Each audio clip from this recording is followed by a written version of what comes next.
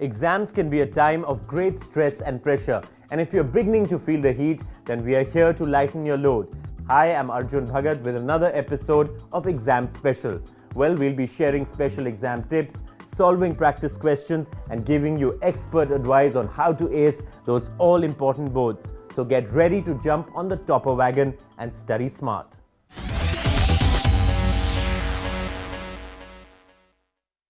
Today we're discussing the chapters Relations and Functions and Inverse Trigonometric Functions, which, as you might know, come under the unit on Relations and Functions. Accounting for a sizable 10 marks in your paper, you'd better consider this to be an important unit. And that is why Topper has prepared a special exam strategy for you that includes a look at past year exam trends. Take a look at our specially prepared trends graph for both chapters.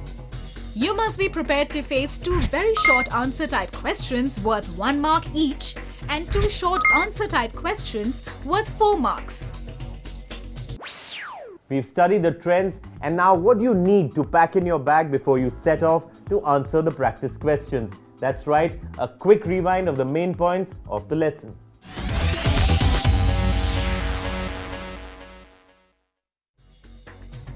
Here are the definitions and facts you must keep in mind for the topic of relations and functions.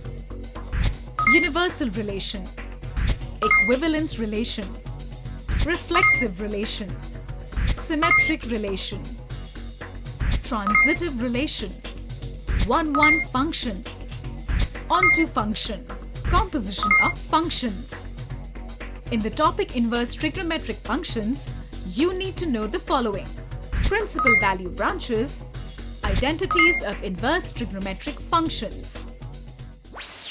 Here I have to emphasize that relations and functions is a new topic in the syllabus. So unfortunately, there isn't too much information on the kinds of questions you can expect. So be very thorough with the definitions of the types of functions as well as all the properties, and leave nothing to chance. Luckily, we are here to help you do just that. Let's take a look at the abilities you'll have to sharpen to tackle this topic.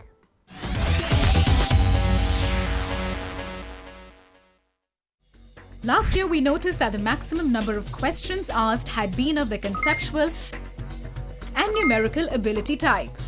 There was also a 1-mark question based on knowledge ability, that is, asking you to recall the facts imbibed from the topic.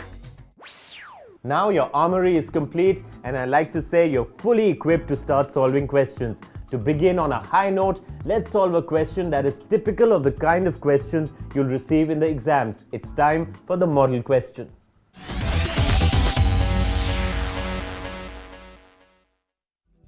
This is a 4-mark question taken from the 2008 paper. It is a numerical ability question. Solve the given inverse trigonometric equation for x. Here we need to find the value of unknown variable x. Now if we look at the left-hand side expression, it tells us that we can apply the equality tan inverse A plus tan inverse B is equal to tan inverse A plus B upon 1 minus AB, where AB is less than 1.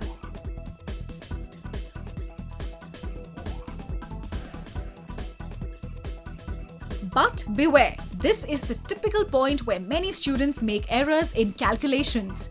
So take a few seconds to cross-check your values. Your correct expression should be the quadratic equation 2x square minus 1 is equal to 0 or 2x square is equal to 1. Solve this easy equation to get the values of x as plus minus 1 upon root 2. And please, don't forget to put the plus minus sign. One wrong sign and all your hard work will be lost.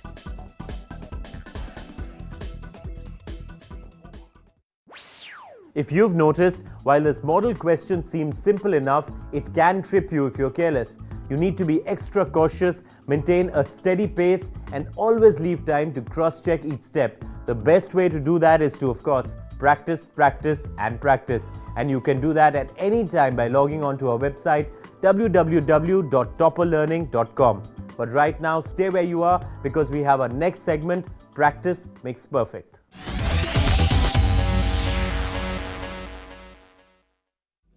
Here's a very easy numerical ability question for 1 mark.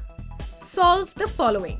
Sine of pi by 3 minus sine inverse of -1 by 2. All you need to do here is to find the numerical value of an angle. So, sine inverse -1 by 2 belongs to the 4th quadrant and the correct value is minus pi by 6. Adding pi upon 3 and pi upon 6, we have pi upon 2. Then we find sine pi by 2, which is equal to 1. Principal value branch of sine inverse x is minus pi by 2 to pi by 2.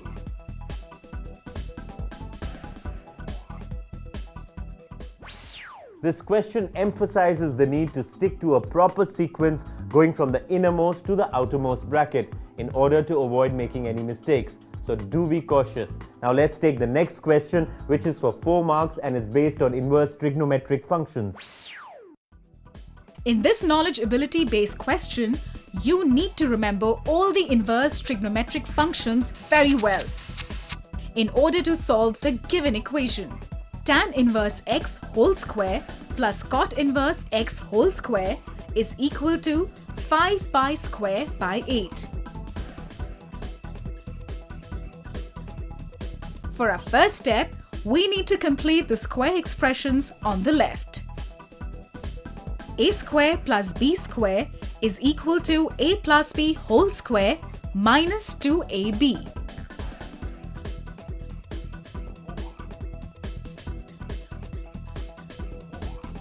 Then, use the identity tan inverse x plus cot inverse x is equal to pi by 2.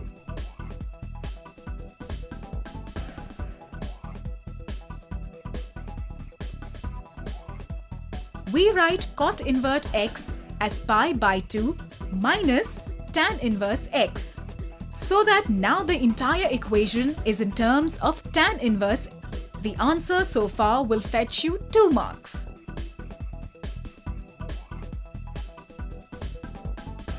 On solving it further, we find a quadratic equation in tan inverse x. ax square plus bx plus c is equal to 0, where a is not equal to 0. X is equal to minus b plus minus under root b square minus 4ac by 2a.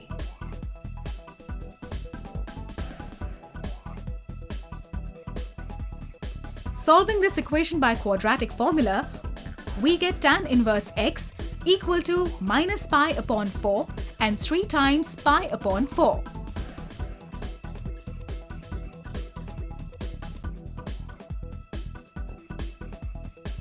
But remember, we accept only minus pi by 4 because that lies in the interval minus pi upon 2 to pi upon 2. X is now equal to tan of minus pi upon 4, which is minus tan pi upon 4, and you get 1 mark. We find that x is equal to minus 1, which is the solution of the equation. This will fetch you the remaining 1 mark. Feeling more confident about solving such problems now? Then how about a 4-mark question that is both knowledge and numerical ability based? This is a probable question. Of our suggestion is to be heedful. Show that the relation R in the set A, in which x belongs to Z, where x is in between 0 and 12, both values included, is an equivalence relation. The relation R is given by AB, where the modulus of A minus B is a multiple of 4. In this problem, the relation R in a set A is given by R is equal to set A minus B, where the difference between A and B is a multiple of 4. So the relation R is as given. Here we will prove that the relation R is an equivalence relation. This means we have to prove that the relation is reflexive, symmetric, and transitive. You must state this clearly right in the beginning of your answer in order to earn the first mark. Now you can begin a stepwise solution to show that the relation fulfills all 3 criteria. Since A minus A is equal to 0 and 0 is multiple of 4, the relation is reflexive.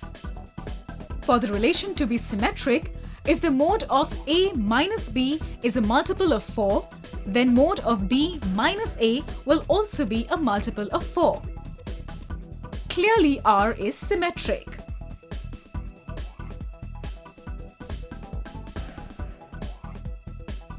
From the set R, we see that if mode of A minus B and B minus C is a multiple of 4, then A minus C will also be multiple of 4.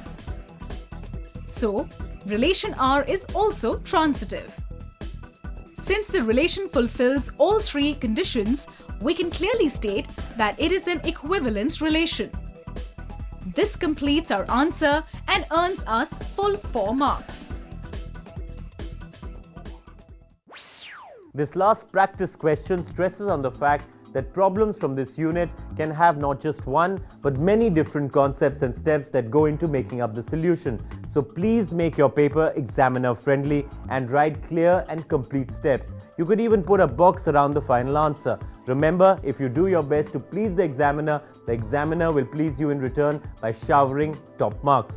Right now, it's time for a short break, but don't go away because when we return, I'll have more practice questions for you, including today's HOTS question and topper tips. So while I refresh myself, why don't you try your hand at this breaking question?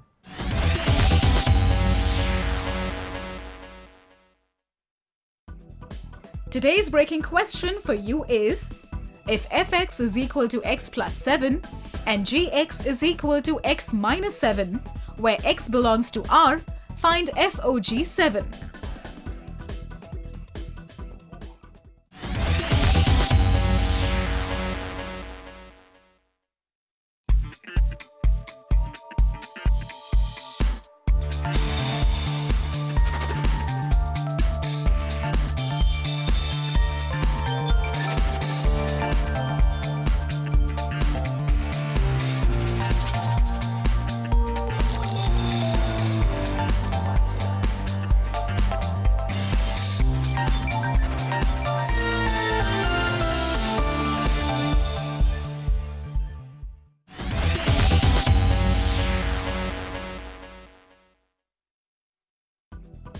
Before the break, we'd asked you if fx is equal to x plus 7 and gx is equal to x minus 7, where x belongs to R, find FOG7. This is a simple question based on the composition of functions. Here, 2 functions fx and gx are given, and we need to find FOGx. So just substitute the value of gx in fx and get FOG7 is equal to 7. Welcome back. I hope you had no trouble with the breaking question. Now let's plunge into the next batch of practice questions that we've prepared especially for you. But first, would you like to do a quick recap of what we've learned so far? Well, we've seen how the topics, relations and functions as well as inverse trigonometric functions are relatively new additions to the syllabus, which makes it important for all of you to be well prepared for anything. Having said that, you will mostly be asked numerical, conceptual and knowledge-based ability type questions. We then solved 3 practice questions based on these ability types. You must have noticed that in all these questions, we have not only used the concepts of these chapters, but also what we've learned in previous classes. Now, are you ready to take on the next lot of questions? Here goes.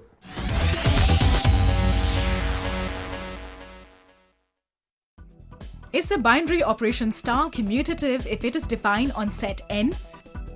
Given by A star B is equal to A plus B by 2 for all AB belonging to N.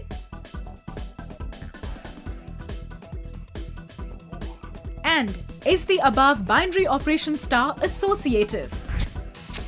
This is a 4-mark question from the 2008 paper and is both numerical and conceptual. It is based on the properties of binary operations. Now, if A and B are two natural numbers and the binary operation star is defined as A plus B by 2, AB belonging to N, we have to prove that the binary operation is commutative and associative. So what must you be thorough with? The properties of binary operations. To check if the function is commutative, we find B star A and compare it to the given A star B. Here we see that they are equal. So, the binary operation star is commutative. This answer is worth 1.5 marks. Now, for associativity, we first find B star C and then A star B star C. We get 2A plus B plus C upon 4. Give yourself 1 mark. Similarly, we find A star B star C. In this case, we get A plus B plus 2C upon 4. Here again, you get 1 mark. The two are not equal, thus the binary operation star is not associative. Give yourself another half mark for getting this part of the answer right. Long answers like the one we just did are breeding grounds for forgetfulness. Often students answer the first part and forget the last section. My advice would be to keep double checking against the question paper after you complete each answer, just in case you miss something. Now let's do one last practice question before we move on. This one is of 4 marks and is conceptual in nature. Question for you is to show that signum function of R to R given by fx is equal to 1 if x is greater than 0, is 0 if x is equal to 0, and is minus 1 if x is less than 0, is neither 1, 1 nor onto. This may look like a simple question, but is very important from the exam point of view. Here, we need to prove that the signum function on real numbers is neither 1, 1 nor onto. Remember, the definitions of basic functions like signum function, greatest integer function, modulus function, an easy way to do this is by keeping their typical graphs in mind. A signum function is 1 when x is greater than 0, minus 1 when x is less than 0, and 0 when x is equal to 0. So we see that f1, f2, f3 or fx has the same value 1 when x has the values greater than 0. It means that a signum function is not a 1, 1 function. 2 marks for this answer. Now, for onto function, except minus 1, 0 and 1, no other member of codomain of f has any pre-image in its domain. Thus, f is not onto. Again, you earn 2 marks for this part of the answer. Well, that ends our practice session, and I'm sure you picked up a lot of pointers to include in your preparation strategy. We saw how it's very common to get 4-mark questions that are conceptual, numerical, knowledge-based, or a combination of all of them. We also saw how important it was to remember the definitions and differences between various functions. Time now to step into the hot seat for a rather hot question, or should I say HOTS question. HOTS, which stand for High Order Thinking Skills, is the new twist that the CBSE has added to test the skill. Well, since today's topics are all new additions to the syllabus, you could say that all its questions are hot. So here's one of the more difficult samples.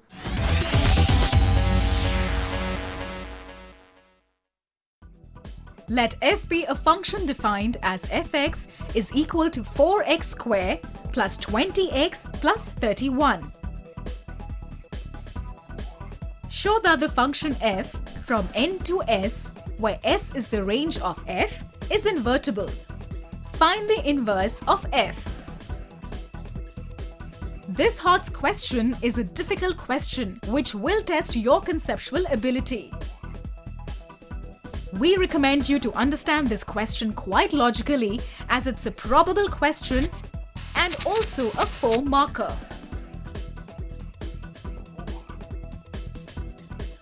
Let y be an arbitrary element of range and fx equal to y.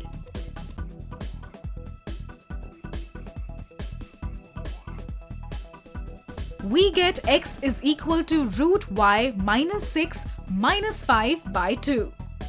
This is defined for y is greater than or equal to 6. Let gy is equal to root y minus 6 minus 5 by 2. Now, we find g of fx and f of gy. On solving this, we find that g of fx is equal to x.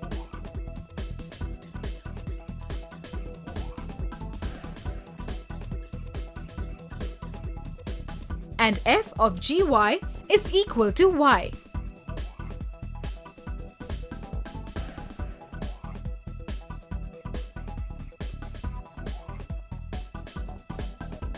Since fog is the identity of s and gof is the identity of n, function f is invertible with f inverse is equal to g. Hence, the inverse function of f is root x minus 6 minus 5 by 2. Since this question and in fact this topic is relatively new for class 12 students, my advice would be not to get too nervous if you find anything unfamiliar about it. Think of it like your favorite vegetables cooked in an entirely new style. You may not recognize it at first, but once you dive into it, the flavors will be familiar. So read each question carefully, recall the concepts you've revised and try to use the given quantities in the question to find the unknown values. As of now, we have completed our quota of practicing questions for today, and it's just the right time to give you some tips to make sure you have it all to succeed. So whip out those pens and papers and make special notes of this.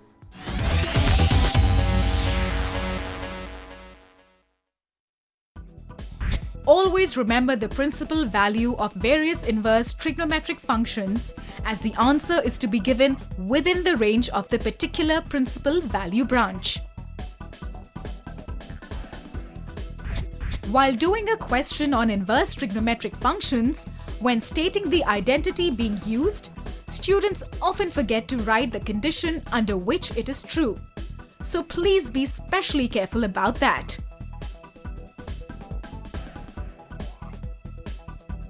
It is also helpful to brush upon definitions of commutativity and associativity. To solve problems on binary operations, equivalence relations, and one-one and onto functions.